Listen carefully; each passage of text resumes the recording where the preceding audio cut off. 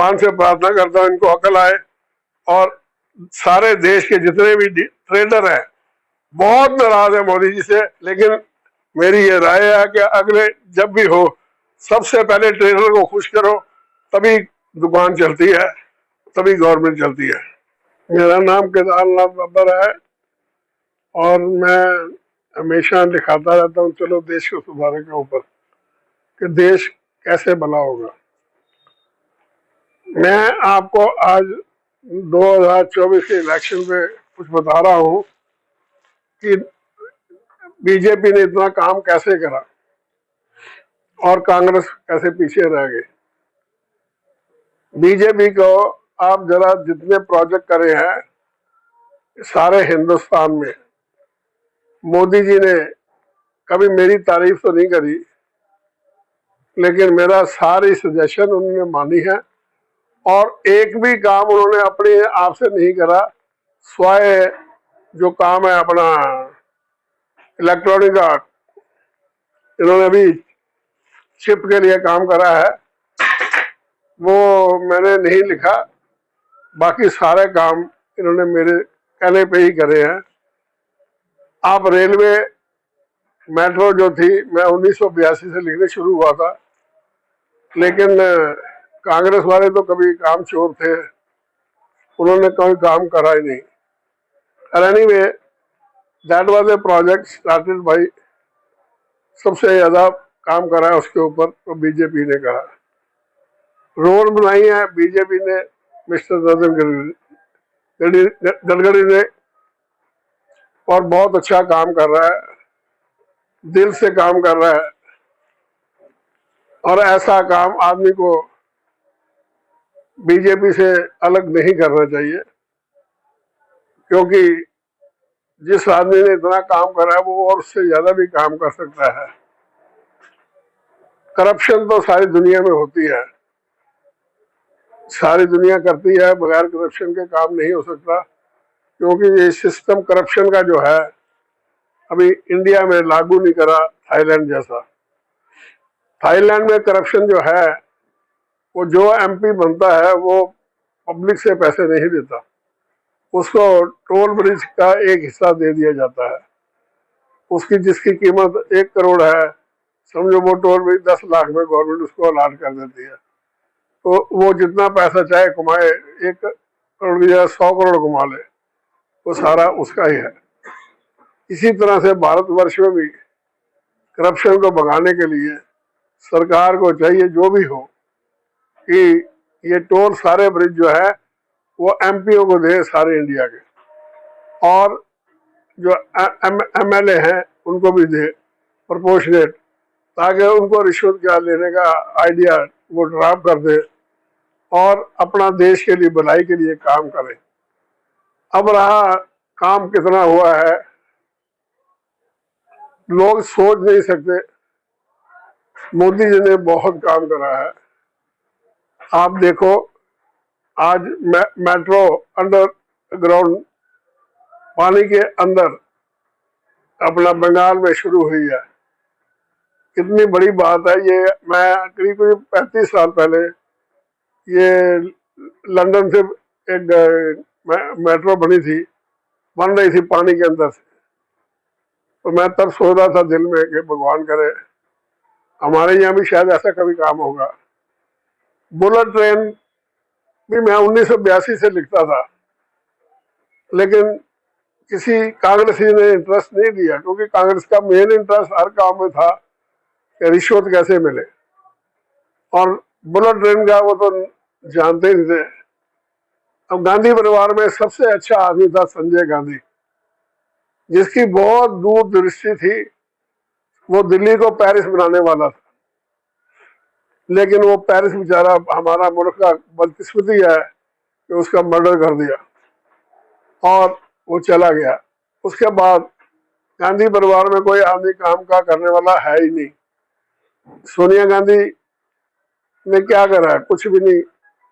मनमोहन सिंह ने भी अपना नींद करते रहे हैं साइन करने के लिए, बस जो अपना सोनिया गांधी कहती थी या राहुल गांधी कहते थे साइन कर देते थे। अब इतने ये बेवकूफ कांग्रेस वाले हैं कि मैं आपको बताऊं कि इलेक्शन लड़ना है तो कोई कुछ काम भी करना है, कोई एजेंडा बताओ भाई, तुम क्या करोगे। इन्होंने तो कोई जगह बनाई नहीं। मैं टीवी करीब करीब 8 घंटे रोज वॉच करता हूँ। सारे हिंदुस्तान में जो इतनी तरक्की हुई है, सब जगह पर बीजेपी के आदमी ने काम करा है।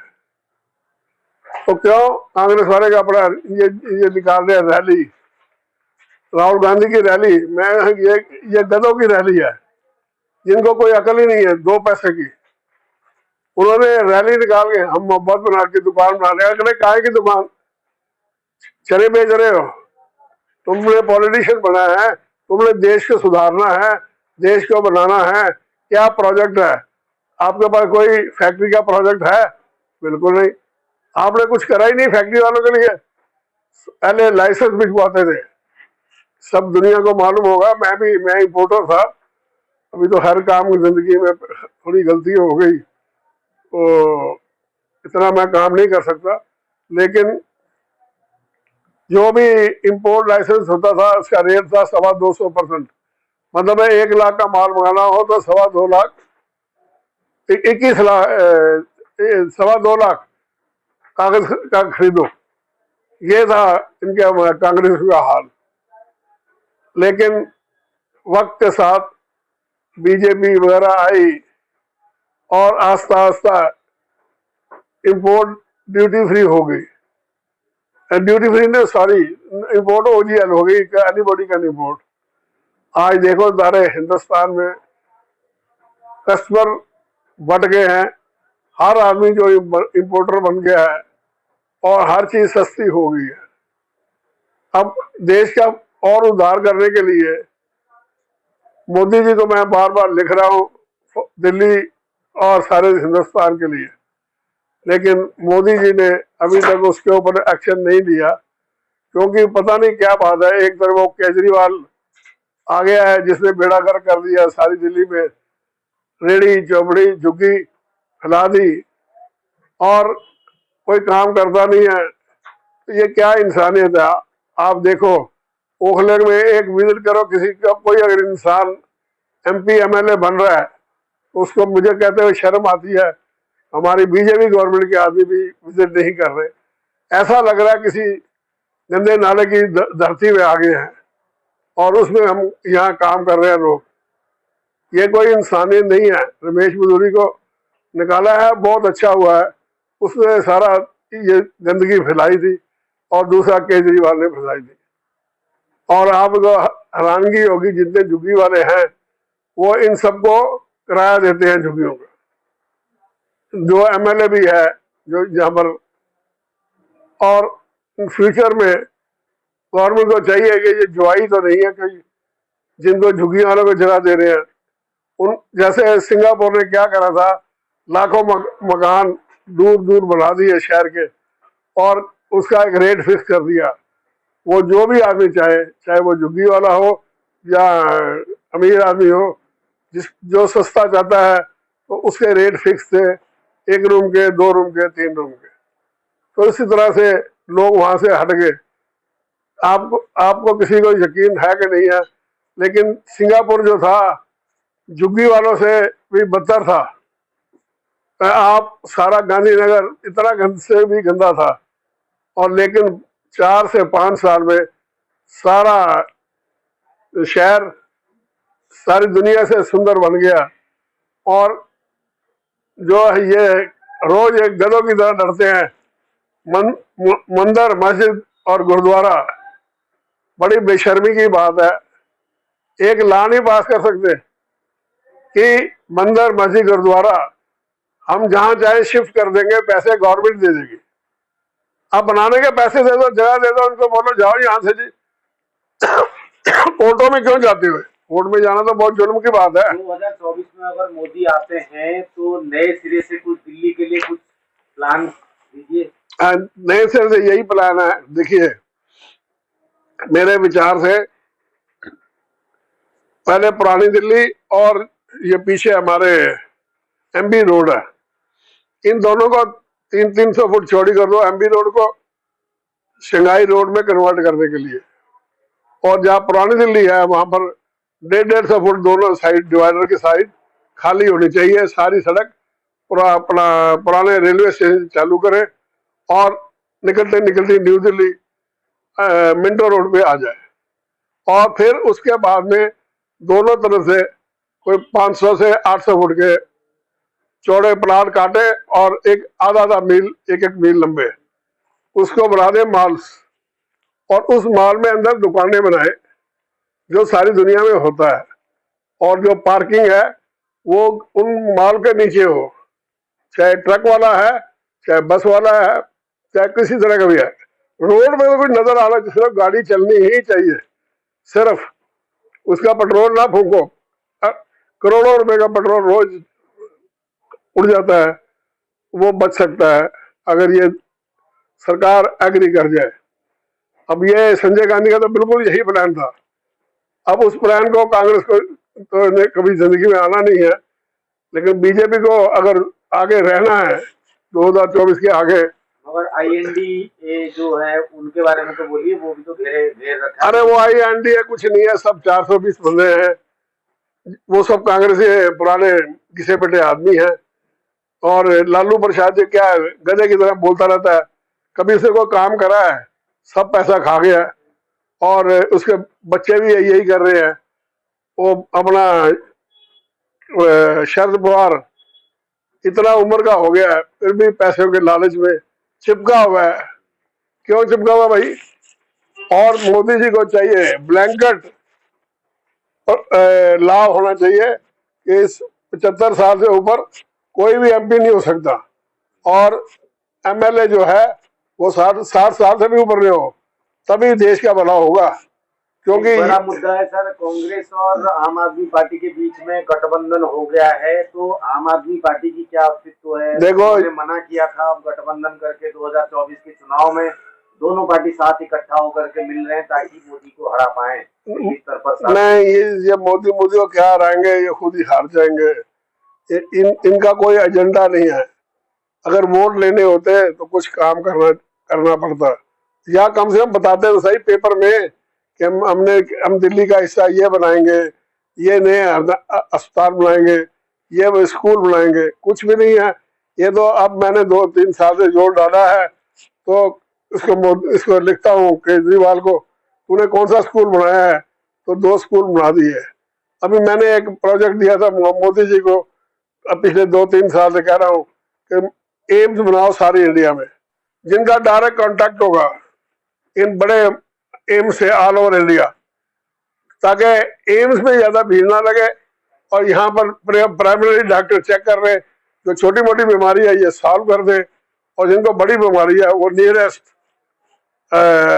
अपना एम्स में डायरेक्ट कर दे, यहाँ उनसे लिंक करके वीडियो कॉल करके अपना मरीजों को ठीक करे। तो मोदी जी ने अभी पिछले हफ्ते से अनाउंस करा है कि सारी इंडिया में हजारों हॉस्पिटल बन जाएंगे। ये कांग्रेस ने कभी कुछ कहा ही नहीं है जी। कांग्रेस को देखो, वो पत्र लेके सो जाते हैं, कभी एक पत्र का जवाब नहीं दिया। और आज मेरे को हजारों पत्र के जवाब आते हैं, चाहे लेट सवेर आते हैं, चलो मैं उससे बहुत सेटिस्फाइड हूँ। अगर जवाब देता है तो उसमें थोड़ा काम भी करता है। अभी मेरे को एक बहुत बड़ी तकलीफ है कि मोदी जी के एक प्राइम मिनिस्टर हाउस से ऑर्डर दिया करीब 20 साल की मेरी लिखाई से कि 4 झुग्गी का क्लस्टर हटा देंगे।